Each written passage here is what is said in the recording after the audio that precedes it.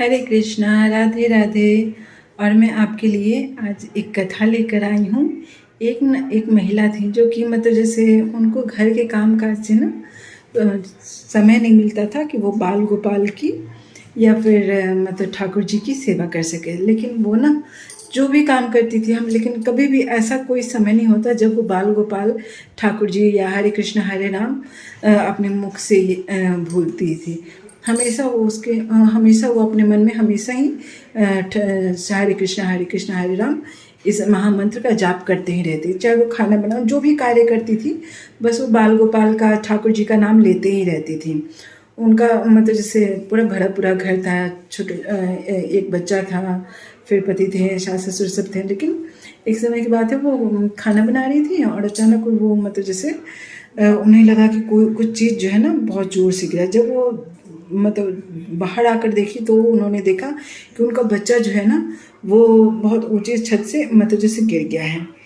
और जैसे ही वो गिरी ना, मतलब जैसे ही वो बच्चा गिरा, वो उस अपने बच्चे को लेकर एकदम दौड़ते हुए भागते हुए मतलब एकदम मतलब जैसे ज़रा सा भी अपना ये नहीं, बस दौड़ते जा रही है, बेतहाशा दौड़ते ही जा रही हैं। जबकि उनका कुछ दिनों पहले जो है ना उनका खुद का अपेंडिक्स का ऑपरेशन हुआ था, मगर फिर भी वो हर चीज़ों को इग्नोर करते हुए वो बस अपने बच्चे को लेकर दौड़ते जा रही है, क्योंकि उनके बच्चे के सिर से ना खून आ रहा था। तो गई हॉस्पिटल जब वो पहुंची तो उन्हें पता चला कि जो डॉक्टर हैं वो 2 बजे के बाद नहीं मिलते। लेकिन मतलब जैसे वो डॉक्टर जो है वो उनको मिल गए और जो भी कुछ है उनका इलाज, उनके बच्चे का इलाज वगैरह चलने लगा।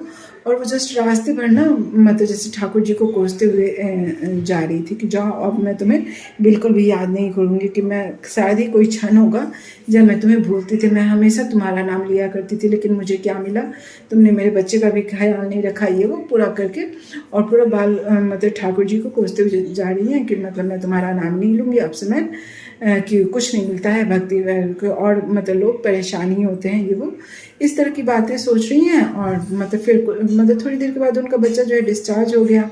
उसके बाद उसको लेकर वो घर आ गई और मन ही मन वो जो भी कार्य कर रही है, लेकिन वो मन ही मन यही सोच रही हैं कि मतलब मैं जो है अब मैं कोई ठाकुर जी का नाम वाम नहीं लूँगी। तो मतलब जैसे कुछ भी नहीं होता है, इन सब चीज़ों से परेशानी आती है। लेकिन अचानक पता नहीं उनके मन में क्या हुआ, उनके जो पति हैं वो सत्संग चलाए रहते हैं और उसमें मतलब जो एक संत हैं वो बता रहे होते हैं कि मतलब प्रारब्ध काटे नहीं कटता, पर वही है कि ईश्वर की भक्ति करने से अगर तलवार का मार लिखा हो प्रारब्ध में, तो वो जो है ईश्वर के शरणागति लेने से सुई में बदल जाता है। पर प्रारब्ध थोड़ा ना थोड़ा काटना ही पड़ता है। तो वो गई अचानक और जहाँ उनका बच्चा गिरा था वहाँ वो जाकर देखी, वहाँ मतलब जस्ट थोड़ी ही दूरी पे जो था वो एक लोहे का एक पाइप निकला हुआ था। और अगर उनका बच्चा वहाँ गिरा रहता तो उनका बच्चा मतलब शायद ही बच पाता। फिर उन्हें लगा कि मेरा तो खुद ही कुछ दिनों पहले अपेंडिक्स का ऑपरेशन हुआ है और मैं उसको बेतहाशा लेके दौड़े जा रही थी, ये शक्ति मुझे कहाँ से मिली।